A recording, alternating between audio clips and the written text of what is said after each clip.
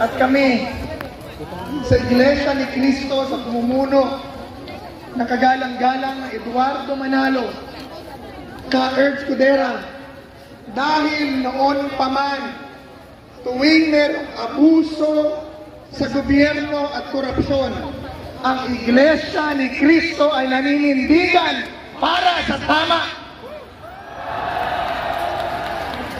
Kanina po, nahihingi ako para sa Pilipinas. Daming tao dito mga tropa kids. Nanawagan Ito ako mga sa tayo ating mga ikot-ikot. kababayan. Dami nila.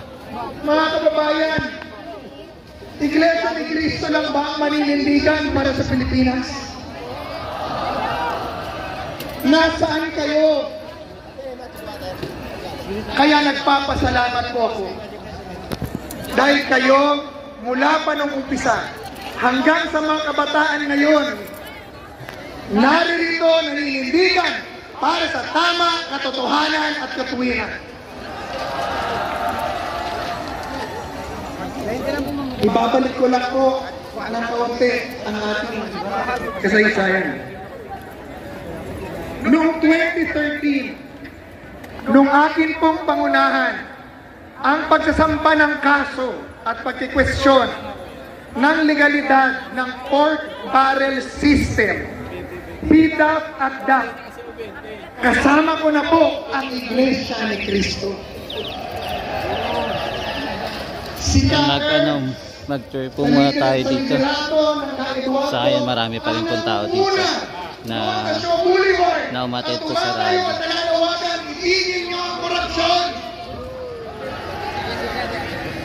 Ngayon po, 12 years after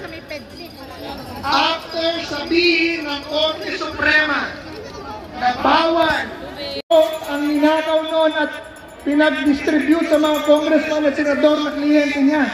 Galit na galit ang Pilipino. Pero ngayon, mahihiya si Napoles sa 10 billion niya dahil 100 billion daw pala ang diniliver at in-insert ni Zaldico sa pondo para sa presidente at kay Speaker.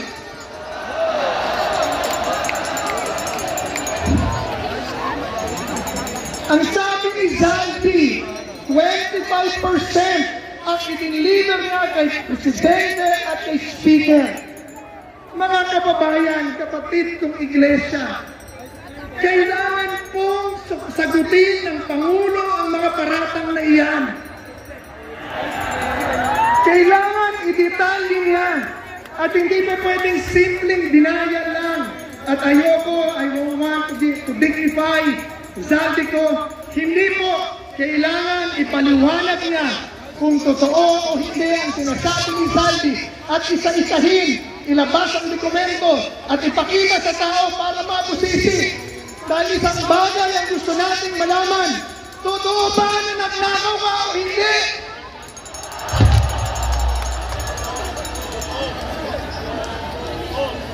Mga kababayan ng Pilipino, naghihirap ang Pilipinas. Binabaha ang ating mga lugar. Nasisira ang gamit. Sa laki ng korupsyon, nag-aalisa ng mga investor na mumuhunan at negosyo. Nawawalan ng trabaho ang Pilipino. Umaalis ng bansa, nahihiwalay sa pamilya dahil walang makuhang trabaho dito dahil kurap ang gobyerno. Pagkatapos, malalaman natin na halos or mahigit 1 trilyong piso na pala ang napupunta sa mga anomalyang flood control fund. Kaya habang nalulunod, binabaha, humihirap ang Pilipino, yumayaman naman ang mga korap na politiko.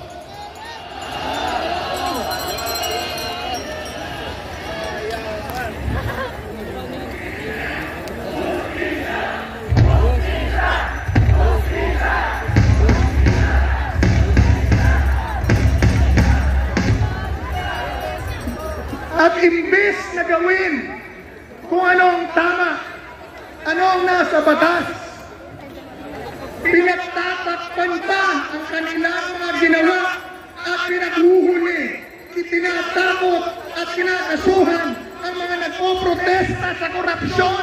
Imbes na ipakulong ang mga nagnakaw sa pamahalaan. Ang hinihingi lang po namin, kasuhan ninyo at huliin at ikulong ang lahat na nagnakaw sa flood control scam. Lahat! Lahat! Simple lang po, Ginoong Pangulo. Utusan mo na ang mga kawani ng gobyerno, Korte, Ombudsman, DOJ, FBI, na isang panahang kaso at pagkatakutin na ang mga korap.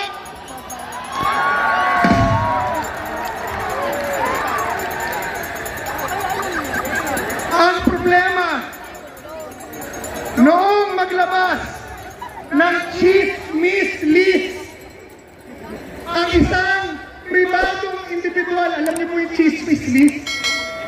Yun po yung destabilizers list. There's no such thing. Wala mag-destabilize. Ang meron, mga nagpo-protesta sa korupsyon. Nung ilabas ng isang pribadong tao ang destabilizers list, agad na pinag-didiskahan o pinag-didiskahan ng palasyo sa AFP ang listahan. Subalit yung listahan na inilabas ng mga congressman nila Vizcaya na mga kurang na tumanggap sa kanila, hanggang ngayon, wala na pang nililistahan kung ako ay nabuhuli. Bakit yun? Dahil meron kayong pinagtatakpan at meron kayong pinaprotektahan. Yan ang ayaw namin.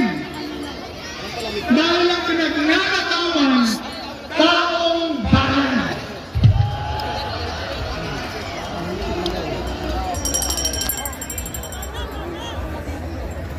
Pangalawa, tinatanong tayo. Napanguhuli daw tayo. Kakasuhan daw tayo ng inciting to sedition.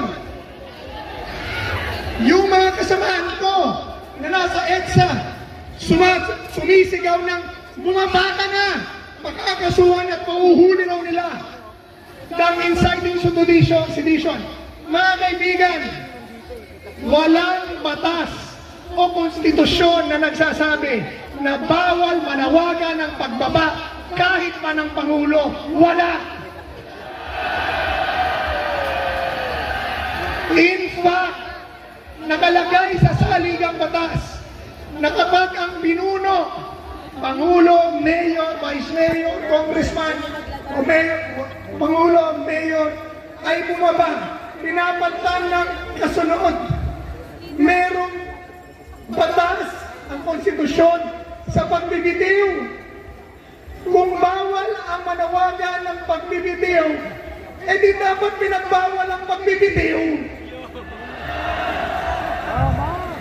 Ito ay malinaw na pang-iipit, pananakot sa mga nagpoprotesta sa korupsyon.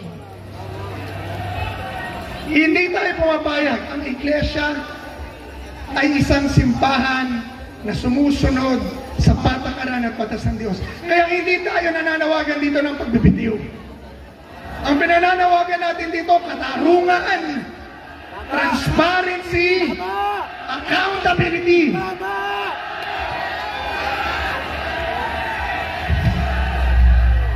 Pero, mga kababayan,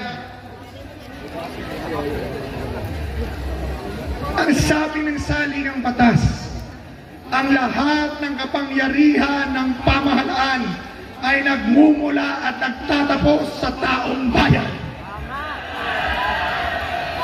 Kahit ang kanilang dahilan ng pag-upo at pag-ukupa ng makapangyarihang pwesto ay dahil binoto natin sila. At kung gusto na natin silang alisin, yon ay desisyon din natin. Pasalamat sila ang iglesia may takot sa Diyos, hindi sila pinabababa.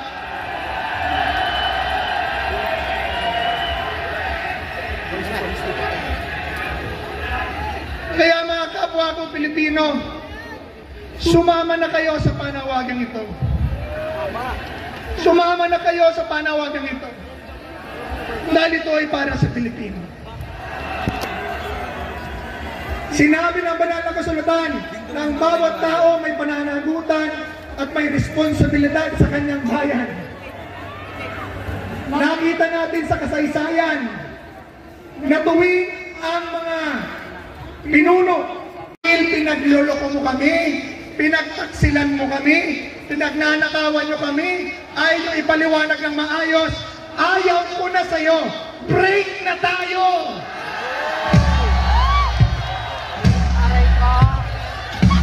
Break na tayo!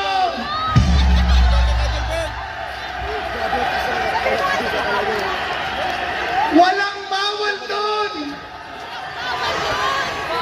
Niloko mo ako! Ayoko na sa'yo!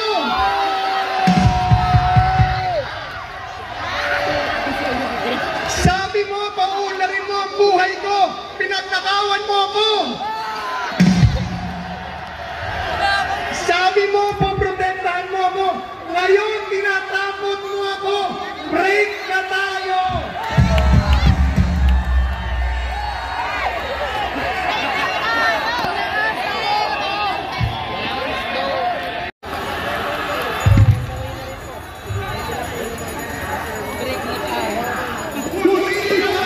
Yan, marami pa rin pong tao dito sa Luneta, sa Quirino Grandstand. Nagtitipon pa rin po yung mga iglesia ni Cristo po dito.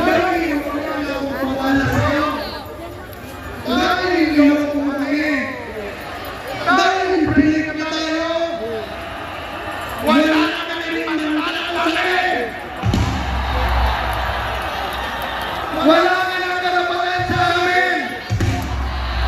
At kung hindi makapalang inyong gawa, bababa na kayo! Pero hindi yan ang panawagan natin dito! Yan, grabe, ang dami pa rin tao dito, no? Tapos yung ibang mga iglesia ni Cristo, dito na lang din po tumambay. Dito na lang nagpahinga. Yan, so mga guys, ito muna yung quick update natin dito sa Luneta Park, sa nagaganap pa rin pong rally. So 2 days na po itong rally dito sa Grandstand o Quirino Grandstand na malapit po sa Luneta. Yan, thank you po guys. Hanggang sa muli sa pag-update natin, try po natin bumalik po ito dito bukas. Check natin kung marami pa rin po yung pupunta dito sa rally dito sa Quirino Grandstand po. Thank you. God bless po. Pagpalain po kayo ng may kapal.